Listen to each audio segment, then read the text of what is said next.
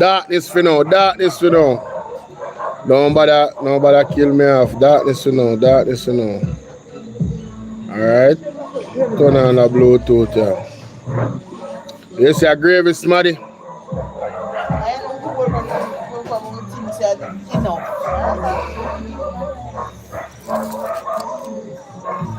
Alright, see there? So we start it off right, so ladies and gentlemen. Tomorrow would benefit from that information for that informed analysis. Thank you.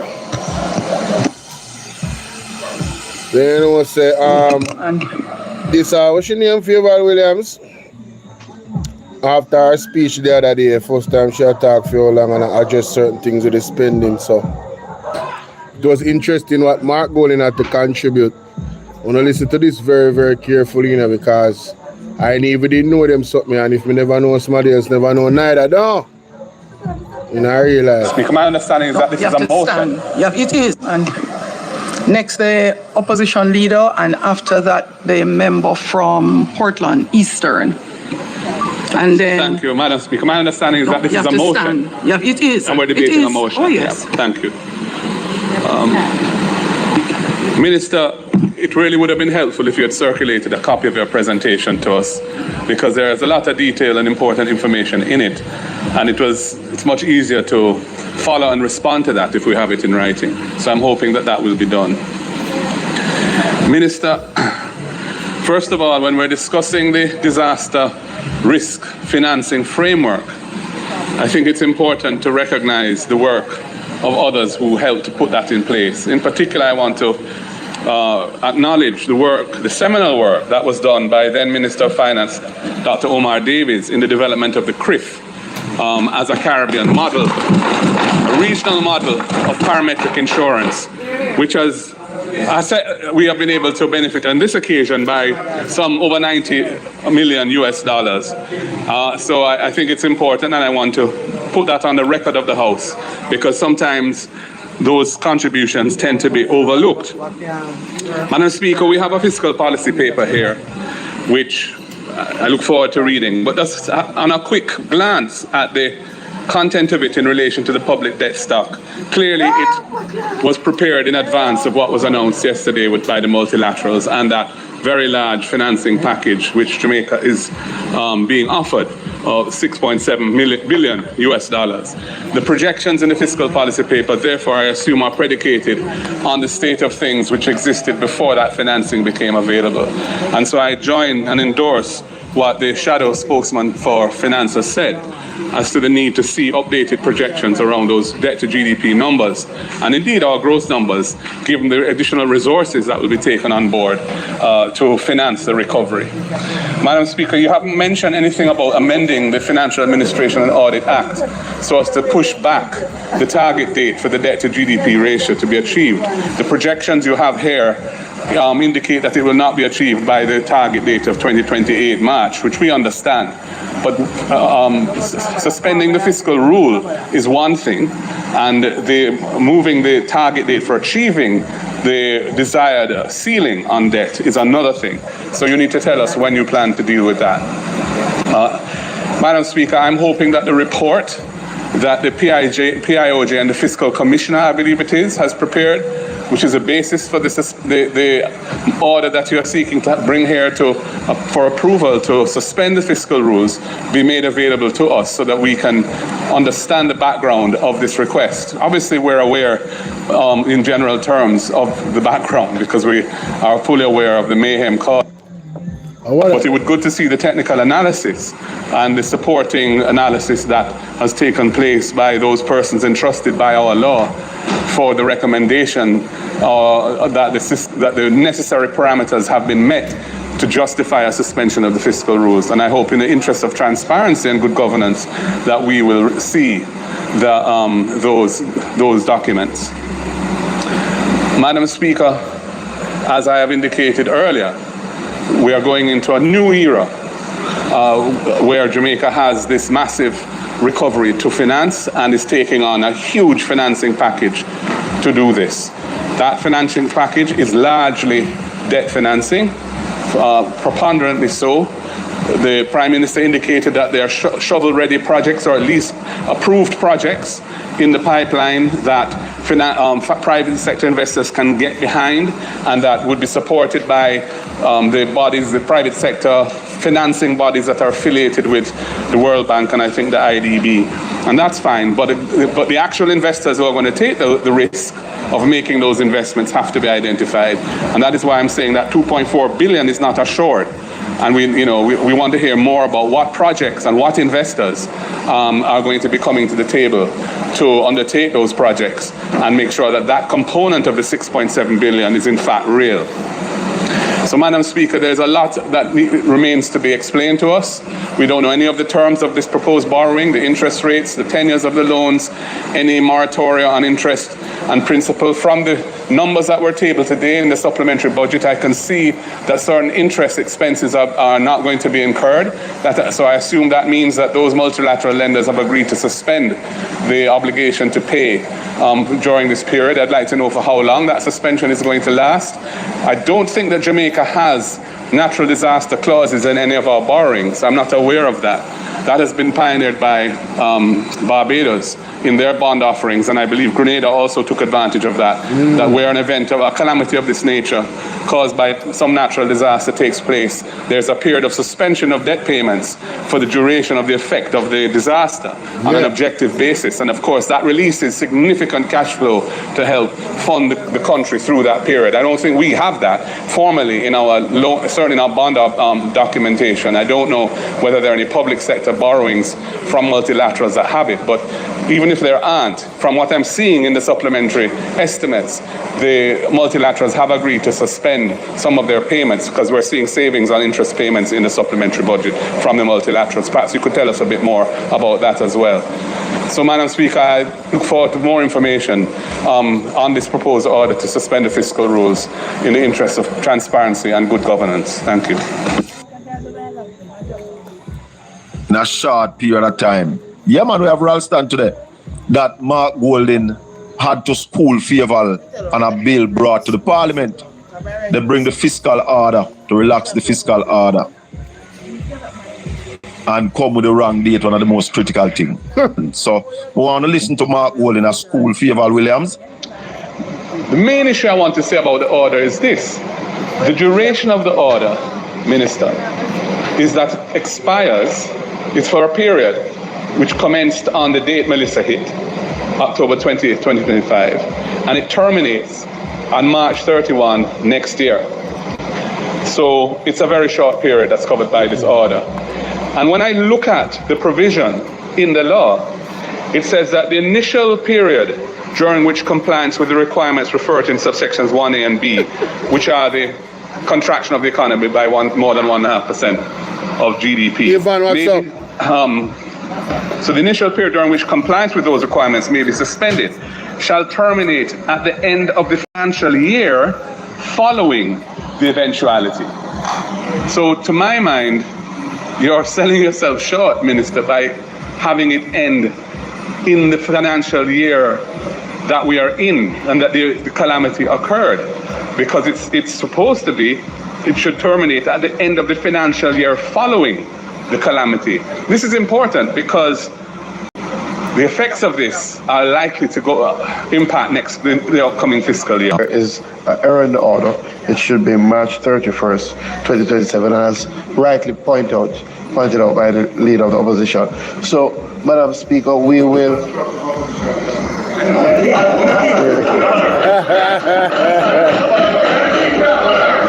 So, Madam Speaker.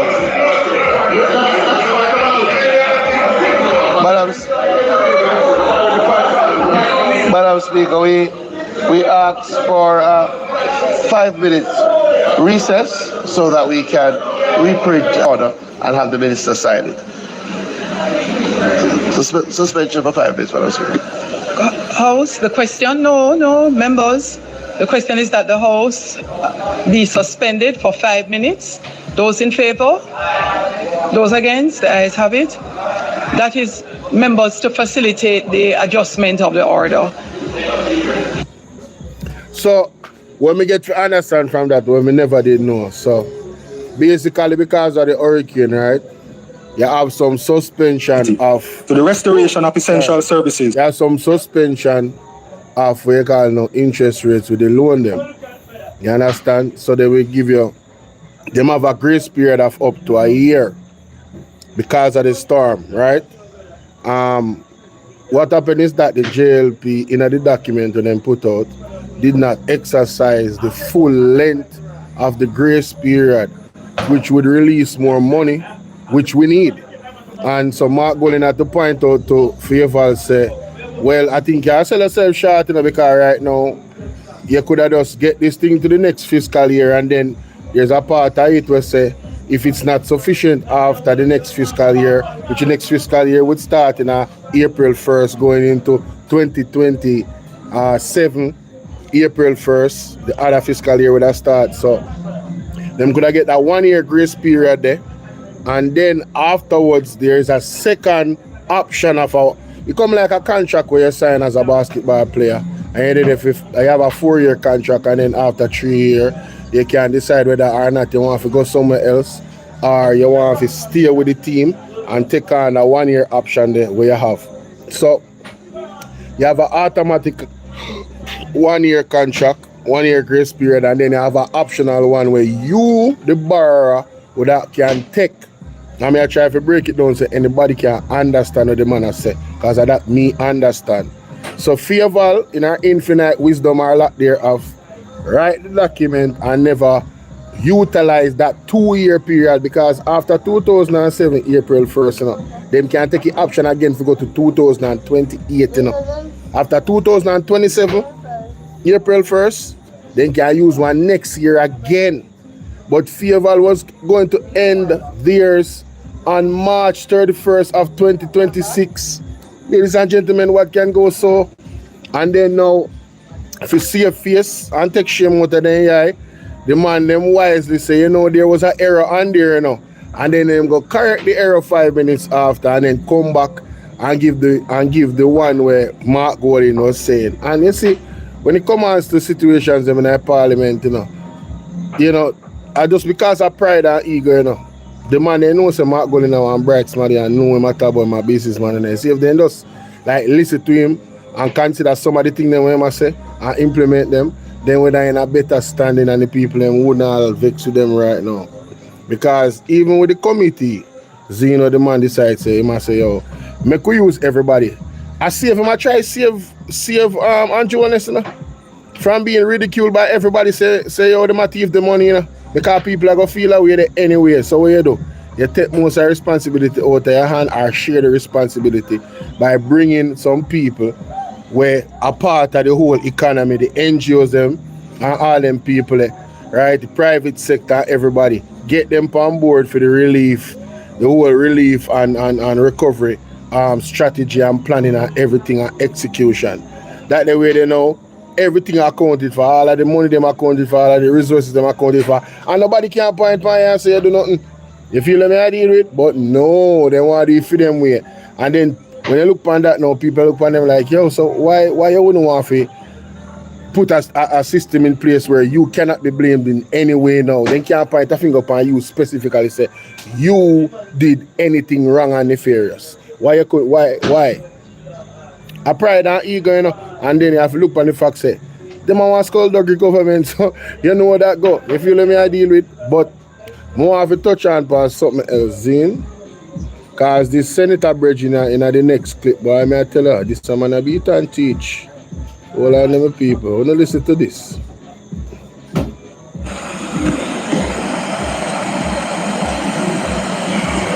Thank you, Mr. President. Good afternoon again, colleagues. Hold on there. Thank you. What's his name again? I want son. Kevin. I think that is son he needs it. Yes, of course. Please. Senator Hill. The farmer. Remove your... I believe him are the farmer. Him are the farmer's son or the farmer Minister of Finance. No, Minister of Health. The one where they get fired because of the dead baby them at the hospital. I feel him son this. Thank you. Senator. Exactly. Listen to this. Right here we must say I will get the full context of it, you know. Alright. Where are this? Thank you, Mr. President. Good afternoon again, colleagues. So before we can responsibly debate the suspension of any aspect of our fiscal rules, which is what we're here to discuss. It's not routine. All right, so want to hear what the debate is about. This was yesterday now. The suspension of the fiscal rules. So the man are gonna make sure say them understand where the whole rules come from anyway. What caused this rule to be developed, right? Which is very important because them people have revisionist history. They like to delete parts of the history to make themselves look good. So listen to what I say. Implied earlier, we have to first, I think, be reminded about why the fiscal rules exist in the first place. Exactly. Right? They're not technical ornaments. They're legal guardrails that protect our country's finances from political convenience. Right? You hear that? The fiscal rules are legislative guardrails that protect our country's finances from government convenience. Convenience like deciding not to pass the IMF test them, where the IMF did give it, the JLP, when Bruce them did it. Convenience, you know. We not about to work with phone agreement, man. We just gotta do one thing. And then IMF lock we out. And the World Bank lock we out. And nobody in the financial world globally now deal with it. We can't get no money for borrow. And them do that. So what? The PMP had to do what? Listen. They ensure that discipline is not left to the goodwill of any administration. But I say it earlier today on my live. I say anybody, because one brother did challenge me in the comment section on TikTok. And I say, Virgin, if the UIC was the Blurtnall party we are on Jamaica, the fiscal rules were there, then would have to follow a same way, a law, a legislation, then can't break it. So when they hear them jump up and talk about, we're the government that are fiscally disciplined. Nah, B. Yeah, the government, you have to follow the fiscal rules like any other government. You're not special because of that. You're not special because the debt to GDP gone down.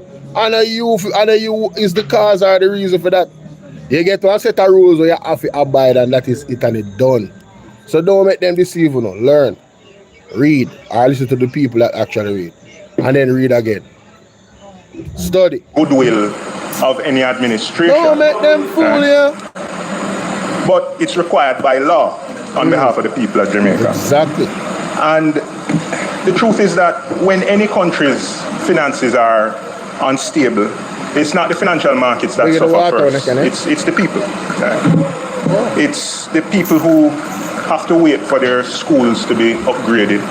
It's the people who have to wait for their hospitals to be at a basic level of acceptability. It's the people who have to drive on roads that remain unrepaired. Our citizens are the ones who feel the strain of daily life when the finances of the country are unstable. Therefore, fiscal rules are not established to restrain ambition, but they're established to protect opportunities for our workers and our families and our communities. Right? So Jamaica didn't arrive at the fiscal stability that we claim by accident.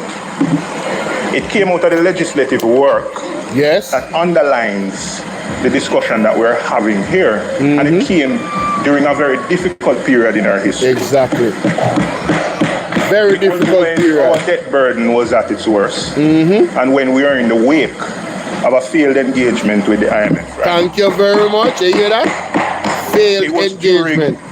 The 2011 to 2016 period, under the administration of the most honorable Portia Simpson-Miller, the architecture of our fiscal rules was largely designed and negotiated and enacted.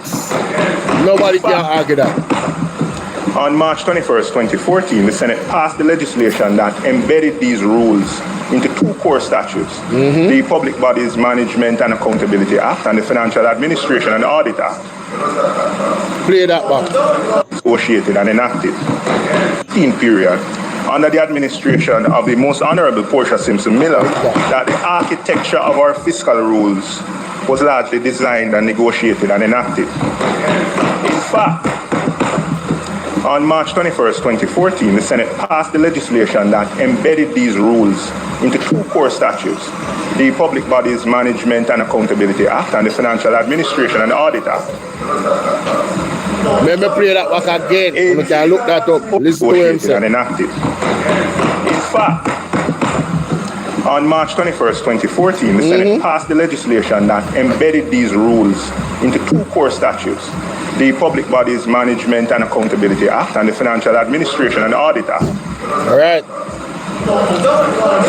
In reference opening the 2014 debate at that time, the then Minister of Justice, Senator the Honorable Mark Golding, as he was at that time, offered words that are worth repeating today. Listen to the words.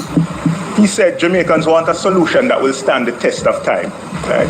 Our debt must be brought down to sustainable levels and must put in place arrangements to ensure that we don't allow ourselves to get back into that situation again. Yes. If the country takes this stand for permanent sound fiscal management, we're purchasing a solid insurance policy for our nation's future. Now, there's been a lot said about insurance policies recently, but this insurance policy that we're discussing here today, I think, is what has compelled successive governments to stay on a path of discipline. Right? It was not choice, it was legislative. Right? It needs to be said, they didn't have any choice. I tell you, them they have no choice but to do it. If they did ever break the law, they're in a trouble instantly. They would get called out instantly. Disgrace. They couldn't stand on no political ground until nobody said them have any them responsible. Them is a responsible government. And you broke the rules them of the financial engagement.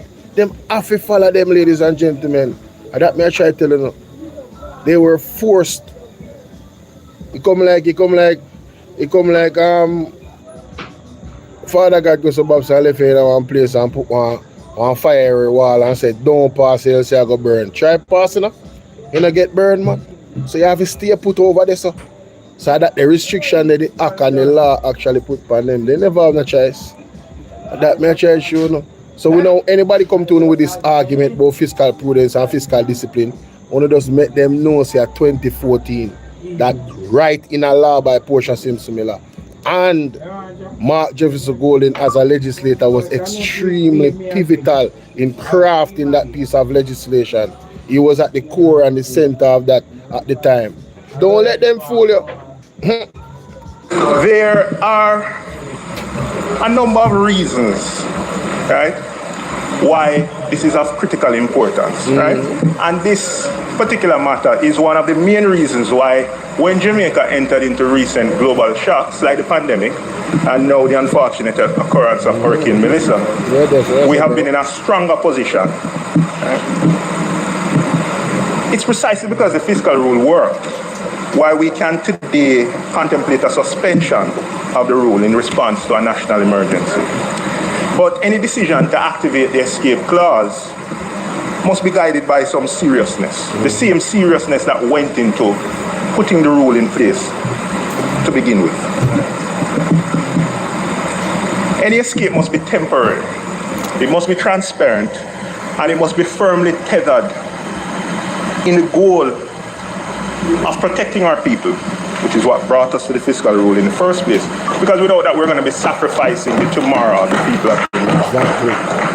Mr. President, let me state at the outset and reiterate what has been said, that the proposal that is before us today is both appropriate and necessary. So there's no contention there.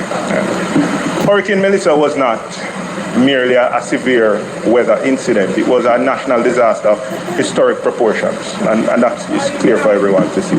It impacted lives and continues to impact lives, homes, infrastructure, productive capability, and there leaves no question that we need flexibility to rebuild. That's not in question.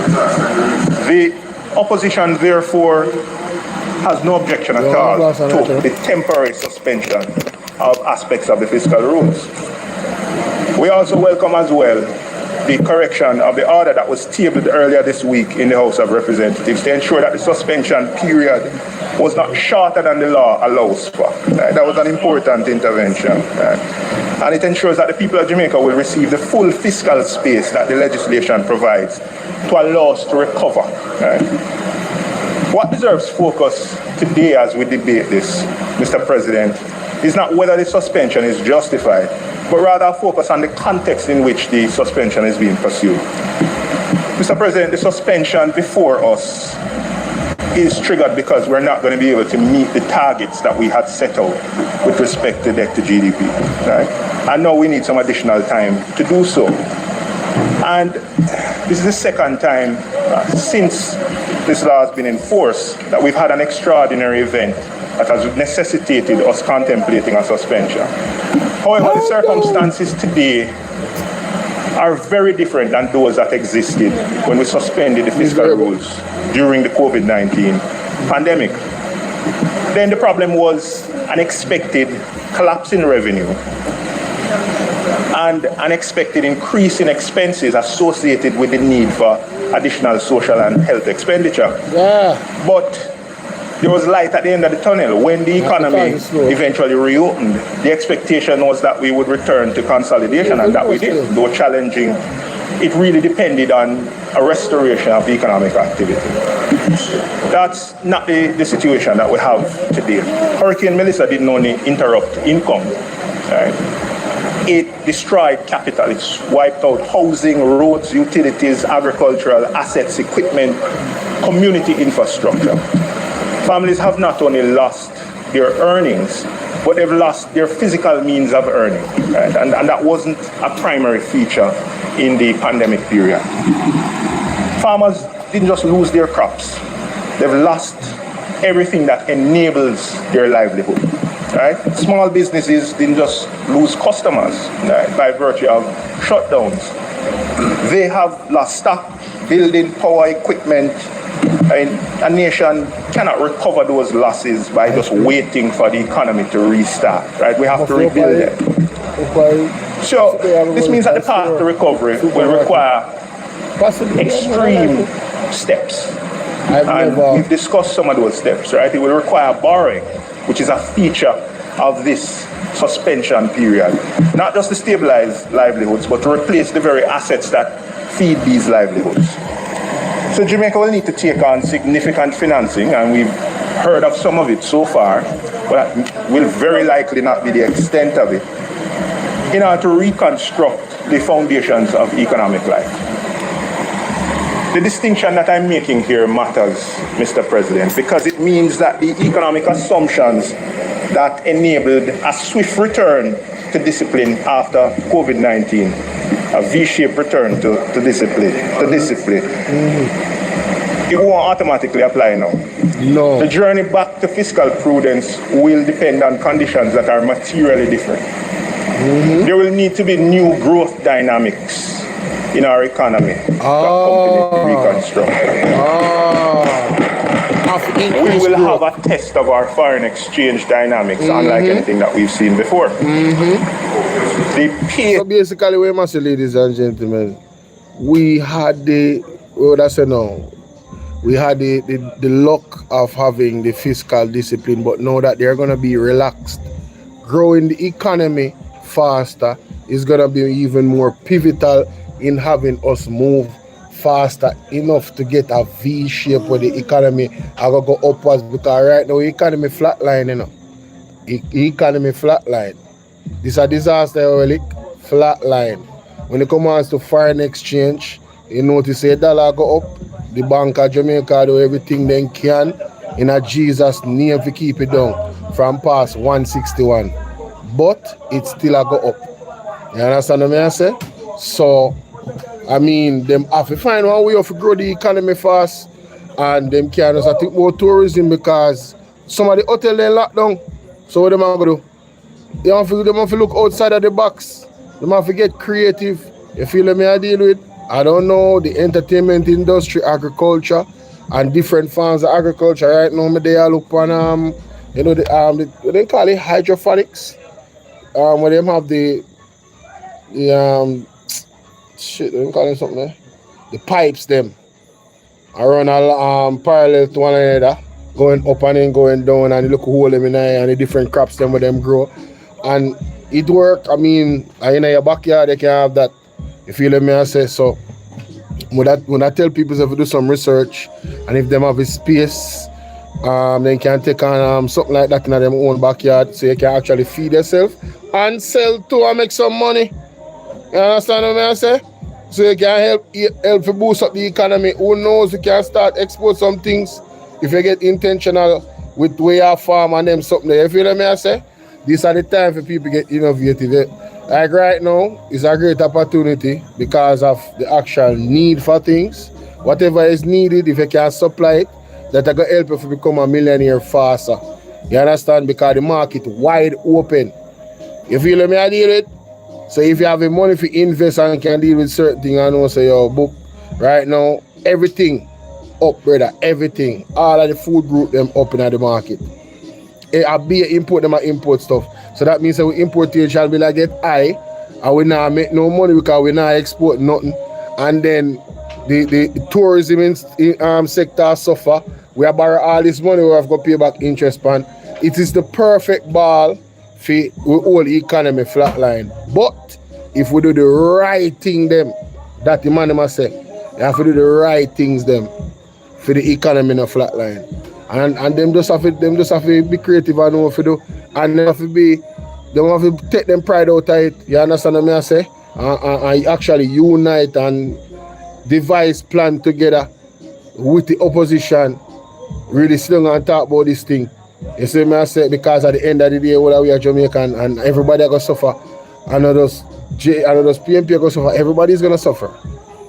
You see, JLP people also get mashed up down some PMP people also. You don't have to cut them and sit there, brother.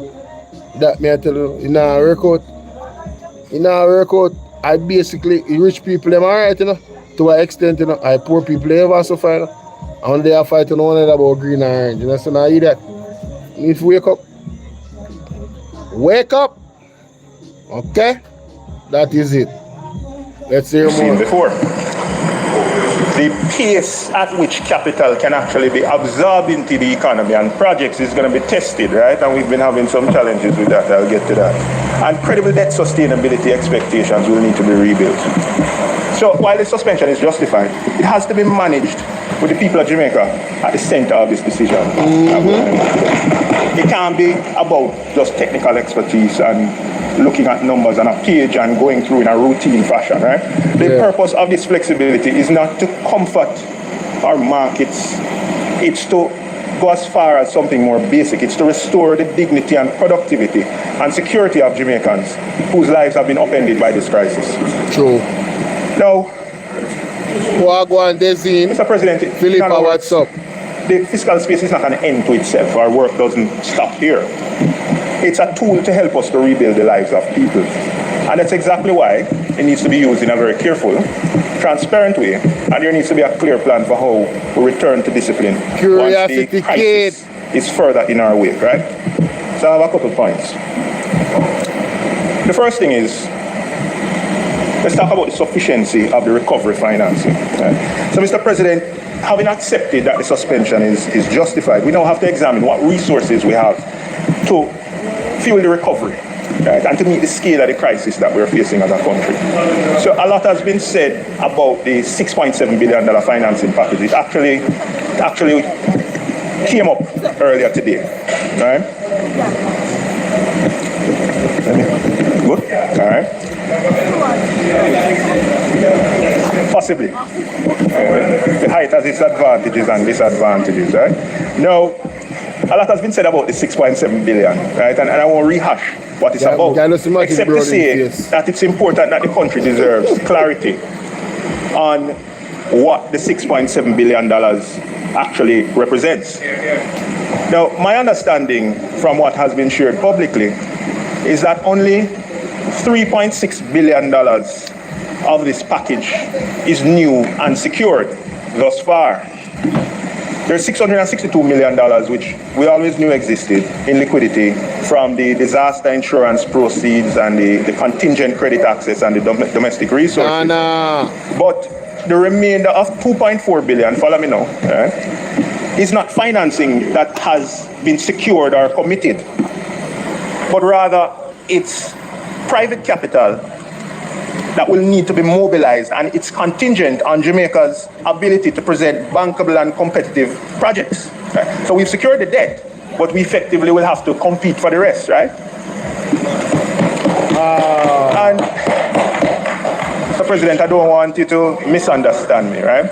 While that is a source of optimism, even if it is counted in the total sum, there is still a shortfall relative to all the estimates that I've seen with respect to actual damage. And then when we contemplate the concept of rebuilding or replacing better, that could prospectively cause an increase even relative to that damage. And then when we think about the output that's been lost during this period, there is a deficit with respect to what the country will need to build back better. Right? So, in other words, while this international support that has been touted is welcome, one, only a portion of it is secure and guaranteed. And there is a substantial amount left to be filled, right? So I have a couple of questions associated with this. The first is, what has been contemplated thus far refilling the gap, the clear gap that exists between the funding identified and the funding needed, right? The second question is, with respect to the sum that we will need to compete for, we will need to present projects for, where are those projects? Now, I've heard that there are a list of national projects and the intention is to draw from that portfolio of projects. But again, my understanding from the limited information that has been shared is that this funding will be targeted specifically towards recovery projects. Right? And the challenge that I have, Mr. President, is surrounding two things. One is, what's the basis of eligibility under the financing framework? How are we going to transparently prioritize the projects to be pursued in relation to this money? How are we going to ensure that the essential recovery projects, not any pre-existing initiatives that are unrelated, are focused with respect to this funding opportunity? The third question is, what's the plan that the government has to present bankable projects at the required scale to actually access this money? And the reason I ask is that they're unrelated in relation to this money. How are we going to ensure that the essential recovery projects, not any pre-existing initiatives that are unrelated, are focused with respect to this funding opportunity? The third question is, what's the plan that the government has to present bankable projects at the required scale to actually access this money? And the reason I ask is that we have had a challenge as a country credibly accessing foreign direct investments over the last decade or so, right?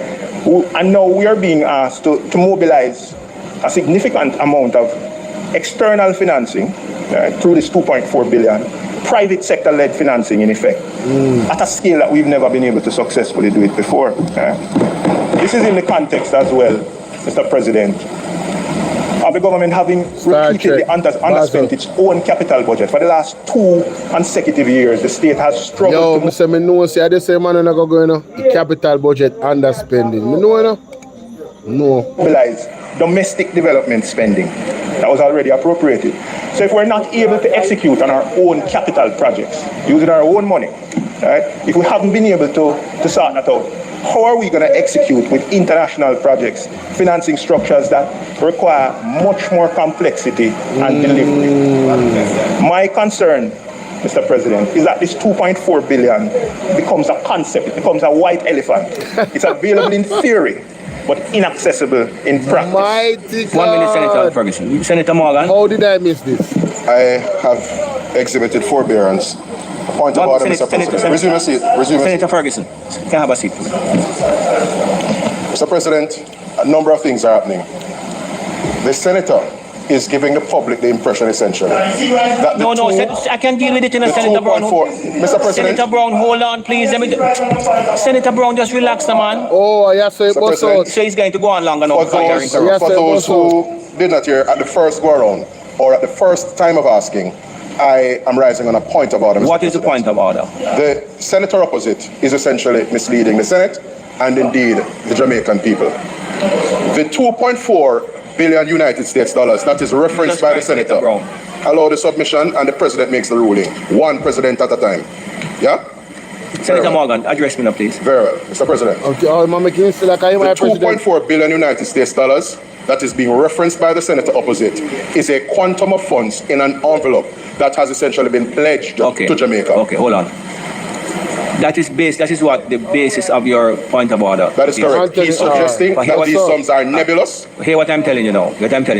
Deal with that in your contribution, because Senator Brown, relax now, man. Just deal with that in your contribution and let the member continue. Okay, Senator Brown, did I deal with it? At least the speaker deal with it right here. Sit down, man. Thank you very much, Mr. President. Just thank you for re-articulating the point that I made before. Exactly. Pledge to do what? Exactly. Right? Pledge to do what? Exactly. Mr. President, you see, you not say nothing wrong, you know. The money there in an envelope, a pledge for do something. But if you can execute, you now get to access the pledge. So it might become this white elephant that I talk about, because if the man them can't spend simply the capital budget and I underspend, and look how much things they have to deal with. If them can't spend the capital budget, a bigger budget of to deal with massive projects, them never demonstrate the capacity to do that over the last 10 years. They have never done it, not even with the normal capital budget. So it's a logical question you to ask, you know. And the man talk about so the man mislead the people them. Sure, sometimes you want me tell you say man might run a farm against Jamaica, you know, man. Man, they continuously want the people them stupid, bro. And now listen to good, solid freaking reasoning, brother. Solid question the youth asks. Mr. President, I need a protection. Senator Morgan, the second matter, I ask you just to allow Senator Ferguson to finish here, please. Thank you. The second matter that I need clarity on, Mr. President, is governance. Right? So once the fiscal rules are suspended, we're going to be removing the legal restraints that have held us in place for all these years. Right? And it's going to move the government away from being compelled to be disciplined to being disciplined on their own volition. In the absence of these restraints, Mr. President, I believe governance becomes the only safeguard that we have in protecting the public purse. At the same time, when the fiscal rules are relaxed, Jamaica is going to be spending at a level and scale that we've never attempted to before to deal with this recovery. It's not ordinary capital expenditure. Right. It's a countrywide reconstruction program that's going to be demanding new infrastructure, stronger standards, the delivery of projects that are technically complex. Because of this, governance cannot be treated as an afterthought, Mr. President. The framework has to be intentional, independent, and equipped with the requisite expertise needed to oversee this. Statements of intent are not enough because we are going down a road. We need to know quickly how decisions are going to be made, how money is going to be spent, and how progress is going to be reported. The government has announced the creation of a National Reconstruction and Resilience Authority. It's a dedicated institution to manage the post-Melissa recovery, and the acknowledgement of that is welcome. I think it reflects an understanding that we're not in normal times and no normal structure of government can deal with an unprecedented reconstruction effort. But the existence of the authority alone is not by itself a protection. Authorities can be powerful in law, yet weak in practice. Exactly. And unless they are built with clear accountability, that will be almost a fait accompli. Yes, it's not going to be effective. As we suspend the fiscal rules, as we increase expenditure, and as we access unprecedented resources, the authority has to be designed with strong and credible safeguards. Yo, my boy, I'm repeating the opposition's call for a governance framework that is independent, that is inclusive, and that is transparent. It's not a political request. It's about necessary protections when billions of dollars will be moving rapidly into projects that we haven't seen before. When legal guardrails are temporarily lifted, when flexibility is granted, accountability becomes very important.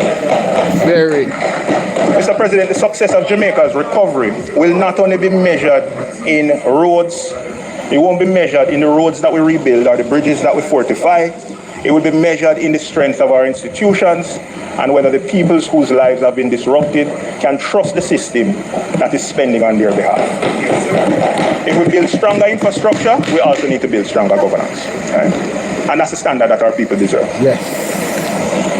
In wrapping up, about. Mr. President, the third matter concerns not only how we recover, but how we grow after the recovery. Reconstruction should not bring Jamaica back to where it was before. It needs to bring us to a stronger position, a more competitive position, right? And it will require a level of investment and economic participation, unlike what we've seen before. As I mentioned earlier, we haven't even started to scratch the surface. And as we seek external support, we need to recognize as well that Jamaica already has a significant pool of capital at home. Our banks, our securities firms, our pension funds, insurance companies, they sit at the core of our savings and investment base. Yet, the ability of these entities to support the kind of large-scale development that is on the horizon remains constrained by regulatory philosophies and operating assumptions, many of which are vestiges of the past. They limit how effectively these institutions can participate in the real economy and how capital can be mobilized for productive use. We cannot expect a modern, resilient economy to emerge when the rules that we have set for ourselves restrain capital from participating in the growth that we want to see. Around the world, financial sector regulators have become constructive. They've started to encourage responsible participation in what is effectively national development. It's not about recklessness. It's about setting thoughtful, risk-aware frameworks that allow for the mobilization of domestic capital, while maintaining prudence, maintaining transparency and stability. Jamaica must not remain an outlier, and we can't afford to, given where we are and what we need to do. Asking our institutions to support growth while designing rules that hamstring them is counterintuitive and counterproductive. Sure. Mr. President, this period of rebuilding, I think, presents an opportunity for us to create targeted incentives that encourage the participation of financial institutions and capital into productive activity, especially at this time into projects that are linked to the reconstruction and resilience efforts of our nation. If we're serious about building back better, then we must also figure out how we can facilitate the financing of this from our own local stock. As we borrow externally, we must in parallel unlock Jamaican capital to participate in the rebuilding of our economy. This means, among other things, Mr. President, modernizing our regulations and looking at how we can bring Jamaica into the 21st century. It's not about taking greater risks with our financial system. It's about taking greater responsibility about how we allocate our own capital here at home. Right? Jamaica's reconstruction can't only be financed from abroad. Right? And there will be a lot of value created from the reconstruction efforts. We need to retain some of that here. In closing, Mr. President, we began by acknowledging what has taken us here and how the fiscal rules work. Now, in terms of having that value stay here, meaning we can't go end up a hire people from overseas to come do all of these construction and that money goes overseas. So the same money where we have borrowed for build back, it now stay in Jamaica and then we have to go pay back interest on it. That now go fly. That money there, enough of that money there, we need to go in our pocket of Jamaican contractors, skilled men, everybody we have to do with building. And then we make sure say workforce out here, the builders them out here, turn millionaire, multi-millionaire off of this big recovery project. Straight up. And if them not do that, them not build the country. Them not ready. That the man I say, listen good. Who were born and the sacrifice associated with same and the discipline that it has created. Today's suspension is not a rejection of that discipline. It's a response to an unprecedented need, which can't be denied. But we have to look at the context. We have to look at the fact that suspending the fiscal rules and going down an uncharted territory has its risks. and it has to be managed very carefully. We have to figure how we fill out the funding associated with the recovery efforts. We have to figure out how we unlock our own capital here, and we have to remember that the confluence of events and the various things that we have to manage need to be done with the people of Jamaica at the center. I thank you, Mr. President. Yo, listen, that brother there, you want to forget that big up, but me have to move fast. Hold on there. This is one more touch upon real quick. As it relates to a demonstration.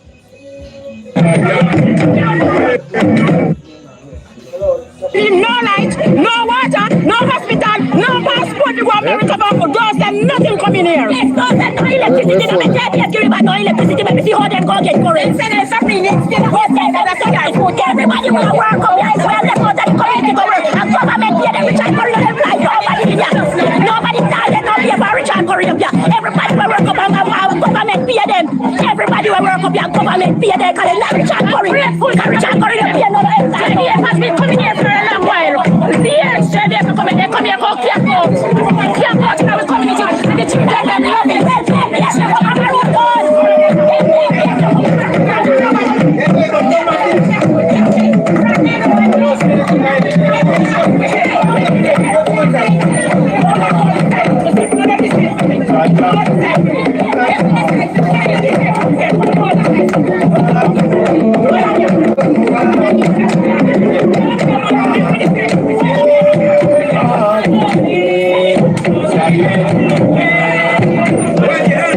The people them up on Maroon Town a protest because Curry not take the soldier them in a pump.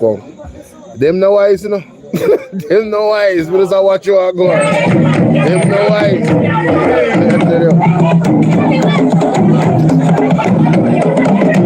Them no wise.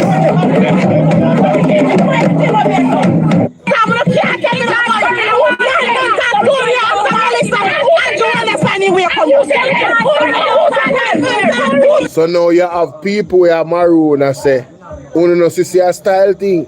1 month and 2 days after Melissa him come here, and uno go make him separate we and divide we. Hey, that one there one devil in there." So people ain't separated now about current decision. Some people are say yes and some people are say no. Man, I devil man. Anyway, man go apply for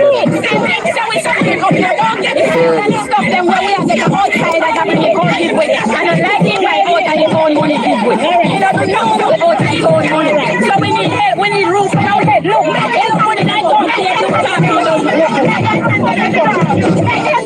We need help, we need help. Time to go, time to help.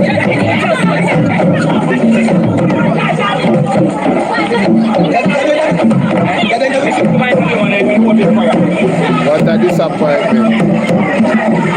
Disappointed. You know, all right. Them are Maroon are coming like so they don't even know all the history. It's sad, you know. It's sad, you know. Them are Maroon are living in some. Why I don't know. 80 years of fighting the enemy and the slave master and look on them. No. They come like they don't know the history. Why rough here, man? I'm sorry for Chief Curry, you know. So our newsroom, we were called as it relates to a demonstration that's taking place here in a compound town. Several calls to the newsroom and we have responded. And so not only did the people in protest, I wonder if my boy they have one plant in it. Can him skill like that, you know? Can you see people when they're desperate they can't get buy out, you know? I wonder if you have one plant down there. I wonder if it will go on Miss Dallas. I wonder if him have one plant down there. When you say, yo, you will go on, organize the people and rise up against Curry. Hey, me I tell you, man. Came, and as you would see in the footage, protests taking place here.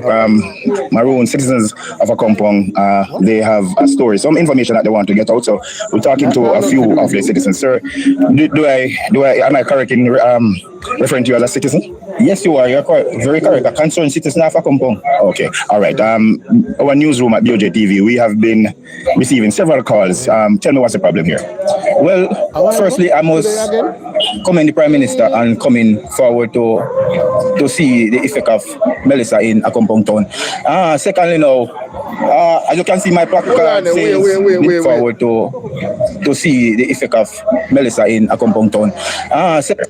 Yes, you are. You're very correct. A concerned citizen of Akompong. Okay, all right. Our newsroom at BOJ TV, we have been receiving several calls. Tell me what's the problem here. Well, firstly, I must commend the Prime Minister and coming forward to see the effect of Melissa in Akompong Town. You must commend him. Oh my God, hey, them people are real sellout to the man. Hey, after 1 month and 2 days, you must commend him. Bomba. Secondly, now, as you can see, my placard says the decision is not to accept the government help is Richard's Curry, not ours. So our greatest concern is because of the turn down of the military force in Akompong regarding to putting on roof on the people of Akompong house. Yes, it's a great what I should say, disappointment, because we were looking forward to see the help coming in from both sides of entity, both the chief in here and the Prime Minister of Jamaica with the military. And with the turn down is very disappointing, and we can't afford that because the people of Akompong need help, and we need help urgent because there are houses without roof, there are children who are traumatized even by hearing the sound of the rainfall and the roof without a sturdy covering. All right. So let's just put some context to what's happening so viewers can. Maybe me I think about it in Maroon in a different way. Me think about Maroon, me think about people who are resilient, resourceful, skillful. You understand? You're supposed to have skillful people over there who can build house and then you know them way there? So if you look to outside help rebuild the community, outside of you getting material, me don't know, is skill not there. Like, me don't even understand what take place right now. This will lick me for 6.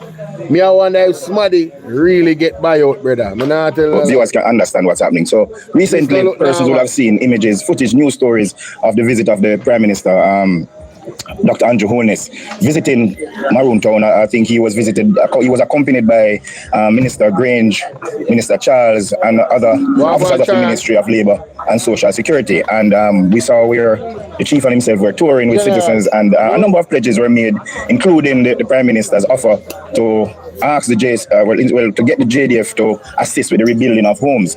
Subsequent to that, the chief, Richard Curry, we saw a statement put out that we got online as well, indicating that it was the decision of the council. I think it was. I stand corrected, but he indicated that he was not going to offer a very respectful statement. I must say, the video that I saw, but at the end of it, he was indicating that he was not going to accept the offer from the Prime Minister as it relates to the JDF coming into the area. So now you're here today. So I'm just trying to bring some context so viewers can understand what you're. So since the issuing of that statement of the chief now, you guys have come out now and you're saying that you actually want the JDF to come in and assist, and that is why you're here today. You want to just expand a little more in terms of what you have been saying? Definitely, because when you think of it, he mentioned that he sit with his council and he made a decision. But think about it. Is the council's voices enough? What about the residents? What do you mean if the council voice enough? You ever hear about executive decision in one crisis taken by a leader? Andrew Holness does it all the time. So you don't have to agree with the decision, but the man is the elected representative. You understand what I say? But are you democratic right still if you go on and race still? But me I go watch something carefully, because this look like one sellout thing to me still. Me not tell no lie. Straight up. Living in Akompong. What about the people's voices? What about the people who are... Well, make you look like Sophie voice. I must speak for everybody. You speak for yourself and some people. One of the people when I want a soldier up there. And that it might make it sound like say him are the voice of the people, everybody. Yo, hey, man, I tell you, say, man, a real crisis with you, man. Cover up your friend. Facing damage, losses, and all those kind of stuff. What about their voice? Is there not a voice to be heard? Okay. So you cannot make the decision for everybody. So what you're saying, you would have wanted the chief and the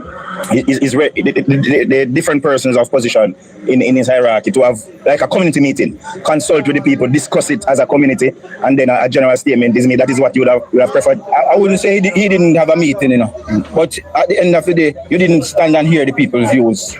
Okay, so since the Prime Minister left, there was a community meeting to discuss the matter. And yes, there was a community meeting, but it's only to let us know that he's gonna be refusing the JDF, the Prime Minister's offer. It wasn't shown about to hear the views of if people want them to come, and that is what people standing for. Okay, so citizens didn't give their take on the matter or anything like that. No, he should have expanded further with the people before putting out the video. Unless the people miss it, I want to hear the Prime Minister. I want to listen to this. But here is the problem now, Madam Speaker. How do we borrow?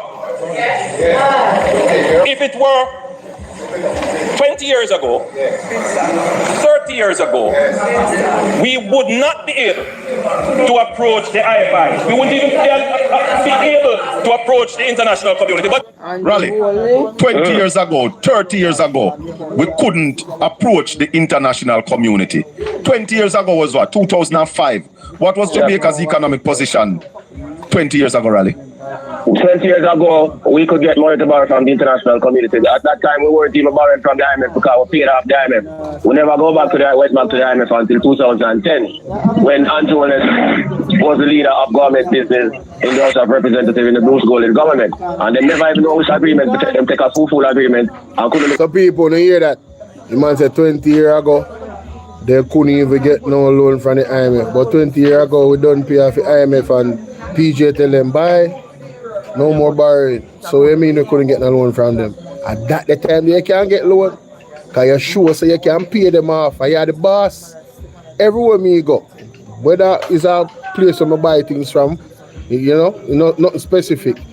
But if me show a credit level where me take things and then me pay back on time, you know what that mean? Me can get more credit. That's a common sense. So when you go in a parliament or there and off, you must lie matter like many other things. So him say, he man lie. He lie name, in dangerous. Anyway, right, so ladies and gentlemen, I don't want to think in the comment section. Me I go follow this up when we reach home. Yeah, probably about 11 or 12 o'clock, one of them time there. Big up on yourself, I'm out. Someone a wicked here, man.